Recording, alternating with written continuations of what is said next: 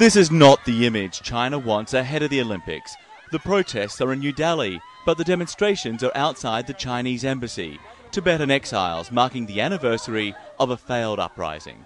Similar protests too have reportedly taken place in Tibet's capital, Lhasa, with more than a dozen monks arrested, according to the Tibetan Center for Human Rights. In fact, so sensitive is the communist government to all of this, censors here have been working overtime.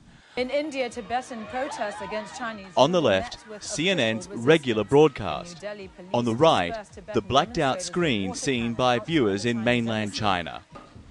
Olympics or no Olympics, Beijing is maintaining its hard line. The exiles who want to come back to Tibet can when they admit that Tibet is part of China and they're Chinese, says this official.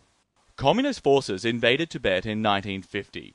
9 years later, its spiritual leader, the Dalai Lama, fled into exile and for years has been a globe-trotting thorn in Beijing's side, which has labelled him a dangerous separatist. The Dalai Lama's forces want to have a liberal democratic system in Tibet. And of course, the Chinese government is not about to agree to that. For Olympic organisers, Free Tibet protesters are one of the biggest security concerns during this year's Games. Last August, they unfurled banners on the Great Wall, as well as the Tibetan side of Mount Everest, where Games organisers plan to carry the Olympic flame, a controversial move which critics say is meant to legitimise China's rule over Tibet. And this week, China banned all Everest climbs on the north face of the mountain for the coming months.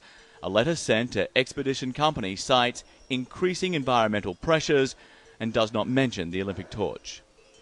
There's still 5 months before the Olympics and the protests are just getting started, with Tibet one flashpoint among many. So instead of basking in the glow of international praise, China might yet be facing a long hot summer. John Vors, CNN Beijing.